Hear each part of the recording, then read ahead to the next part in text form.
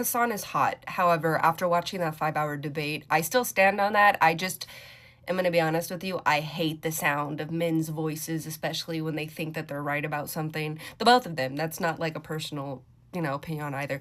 But that fucking debate was crazy because one, racism, blatant racism. Two, delusion, complete and utter delusion.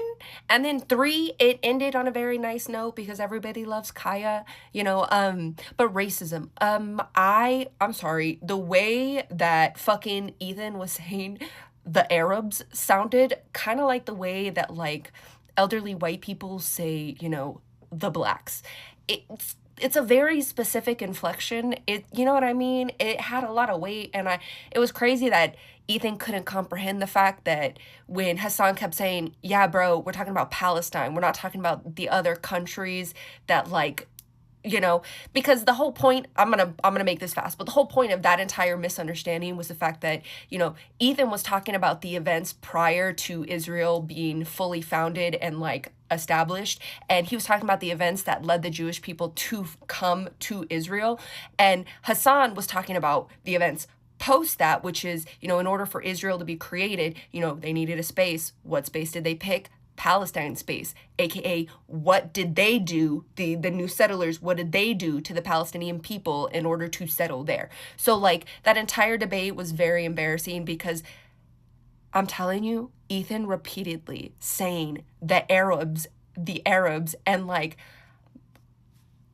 wow. And then on top of that, the fact that he was trying to push the idea that every single Arab country tried to dispel the Jewish people and didn't try to allow them back. Crazy. And since we're talking about a state of delusional, Ethan, delusional. Because what do you mean you think that you dog walk Sam Cedar? Were we not watching? I guess you were participating, but I watched it. I watched the entire thing. You did not dog walk him. He fucking mollywopped you. He mollywopped the fuck out of you. He dog walked you. He told you, why do you keep talking about Hasan? And then when you finally get the chance to talk to Hasan, you keep talking about everybody else. Motherfucker, call. And the thing is, I know that you would love it if you could get iDubbbz onto your little fucking podcast to yell at him. But iDubbbz would never give you the satisfaction because, hello, you fucking yelling at iDubbbz to try to get him to do shit for you was a whole reason why iDubbbz did this, because you were running your mouth and you called him spineless. That's weird as shit. And then when he correctly pointed out the fact that like, hey, we have a conflict of interest because, you're Jewish, your wife is Israeli, my wife, she's half Lebanese, are you politically aware enough of what's going on in that situation as to why we are not publicly defending you? So like the other thing that I thought was fucking embarrassing and so delusional was there came a point where Ethan thought that the conversation was going to come to a close. He thought he was going to get like the final say, so he started doing that little broadcaster voice. And I'm not going to hold you. When he kept trying to repeat this point of like, I watch my criticism and you don't because you're a coward. And then the cringiest part of this entire debacle comes when Ethan goes, and I watch my criticism because I'm a legend. I would say things to you that would get me banned on the internet. My teeth are itching. And like, girly pop. And what's crazy is the debate went on for another 45 minutes because they don't know how to stop arguing. And, Hasan, props to you because it took Hasan like 2.5 hours to finally swing a personal jab. Me, within the first second of Ethan calling me a liar, Ethan called Hasan a liar like over 100 times. Someone do an official counter, please. Count how many times you called him a liar. It was fucking crazy. It was crazy. Me personally, within the first 1, maybe 2 times if you called me a liar, I'm coming for you. I am coming for you. So like, good on Hasan. You're better than me. If you debate him again, Christ. Oh, I feel my brain literally pulsating. God, that was literally a waste of 5 hours of my time.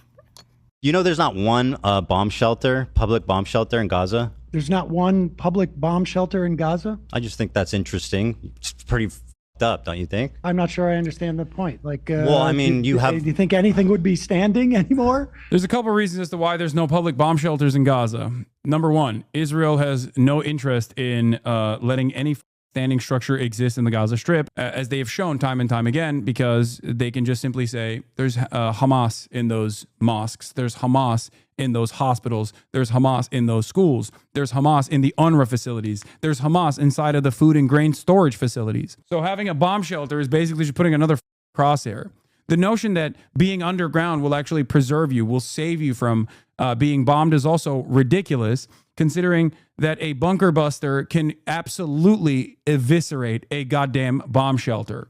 Well, bomb shelters are underground. I mean, they would definitely be a lot safer. I've seen what happened to tunnels under hospitals. Your statement is... And then he thought, oh, gotcha, tunnels under hospitals. So you say there were tunnels under hospitals? No one denies that there are tunnels under hospitals, Ethan. What the f are you talking about? There's tunnels under everything. Israel built the ones under the first one that they went into. They built it when they were occupying Gaza. That's true of that one. But I mean, they have a vast tunnel network, obviously, as everybody knows.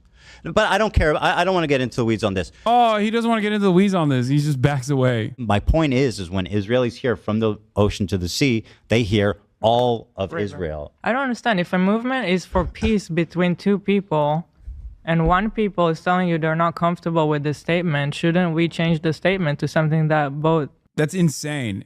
And it's ironic because I had this conversation long before Ethan is having this conversation with Hila, where in the month of October in 2023, Ethan and I had this conversation where I described to him, this is like listening to the demands made by racist white guys who are saying, oh, you're saying Black Lives Matter, but that to me means you want to kill white people. So you can't say Black Lives Matter. That was an attempt by the All Lives Matter crowd.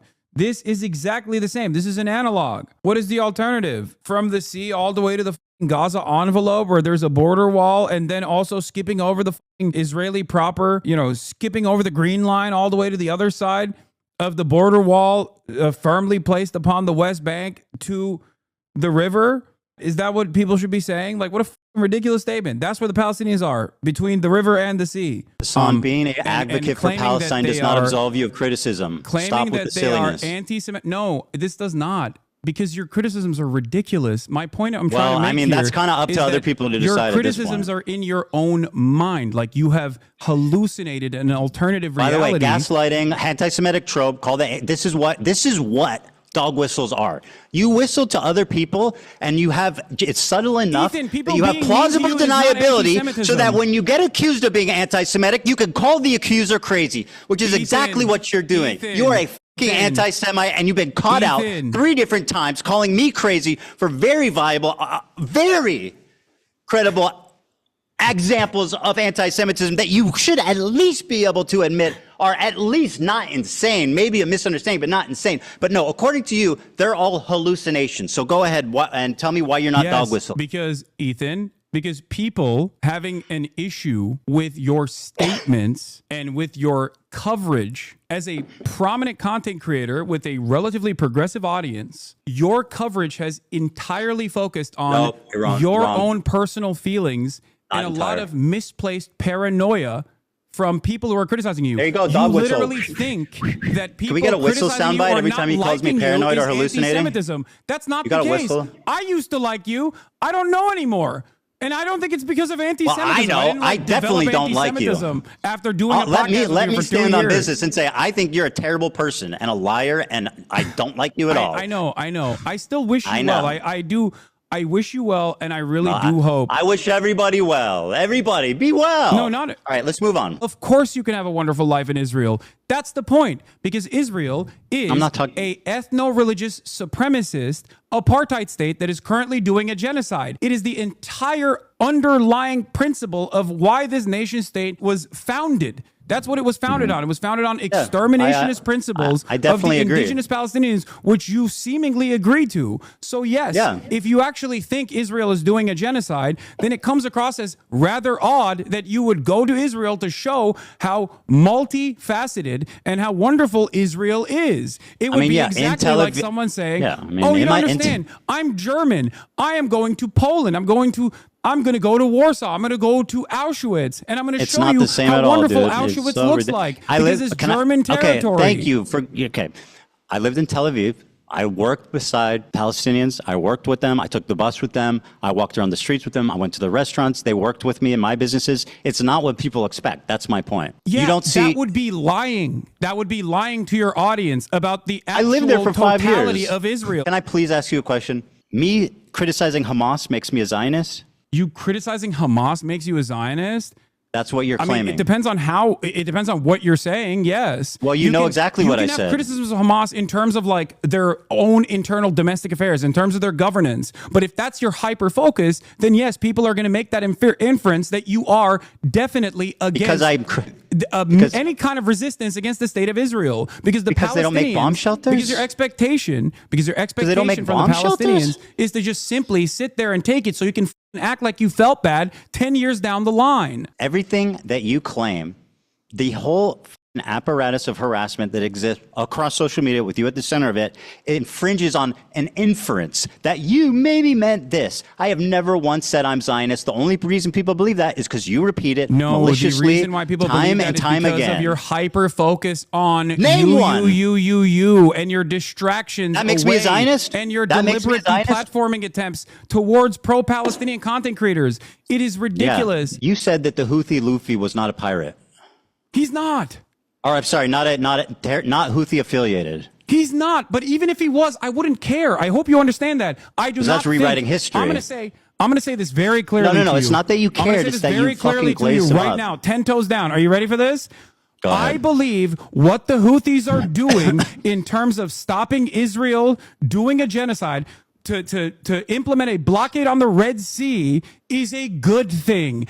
10 toes down. They are on the morally right side. Don't you also think they're on the morally right side, Ethan? What have they done? You're saying that it's a genocide. What have they done? are they supposed to do? They hijacked a boat that had nothing to do with Israel. That's like not fucking true. bravo. That's not true. Really? What was that? What did it have to do with Israel? It was literally owned by an Israeli through the. It was fucking partially islands. owned. Is a big multi-conglomerate company that was partially owned by an Israeli. Yes. And it was bound for fucking for Turkey matter. from What do you India. mean? What do you think BDS they kidnapped is, dude? What do you 5 think BDS stands totally for? unrelated Filipino You also fucking said it prisoners wasn't and owned by an kept Israeli, them by the way, prisoners in for your a year. Video. Are you going to take that back too now? Now you admit that you were wrong on that part too? Take what back? Wow, what I are we didn't hear on? you. 4? 5? How many points have you actually backtracked on? I don't know. so Wait, far? I'll debate all these people instead of you. I have time.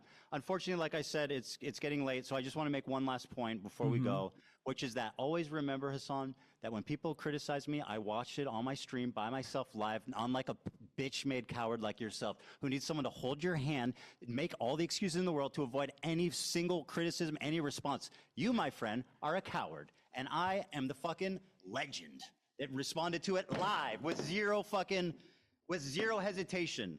But you know why? Because I'm not a liar. I don't have to think about the shit that I say and justify it. You lied. That's why you can't do it, because you'll get caught in those lies. 5-hour endeavor made you look good, then congratulations. Okay. You don't think it was good that you don't think that it was a supreme confidence that I responded to it immediately live? Ethan, it took you 4 months to actually entertain the notion of having a conversation with me. I don't give a fuck about watching YouTube videos. I don't know why you think that I'm afraid of watching. I knew that Hasan gave up on the entire debate as soon as Ethan Klein self-admitted that he was just doing this to smear him. But I do think the funniest part about that entire thing was the fact that Ethan's whole crew was just dead silent the entire way through as he was yelling into a microphone. In fact, the only real time I ever heard them speak was during the end of the call when they wished him farewell, on top of asking Hasan to tell his dog that they said hi. And I know a lot of people are going to give flack to Ethan's editors for not quote-unquote standing up to themselves, but that's where they work. That's where they make their money. Of course they're going to keep politics out of their own personal business. But I do think it's just absolutely hilarious to know that his entire team was just sitting in a corner waiting for it to go through. 4 hours, mind you, of just non-stop yelling at each other, which I find to be absolutely hilarious. Admitting throughout this debate that you were only doing this to smear Hasan's name, on top of Freudian slipping multiple times because you believe that Arabs are subhuman people, on top of admitting that you think that your wife is a terrorist. Like, what? And before people go for the low-hanging fruit of the fact that Ethan has Tourette's, first of all, that's messed up. That's not something he could change. But what he really can change is the fact that he only debates like a whiny child when it comes to things that he believes are his personal convictions.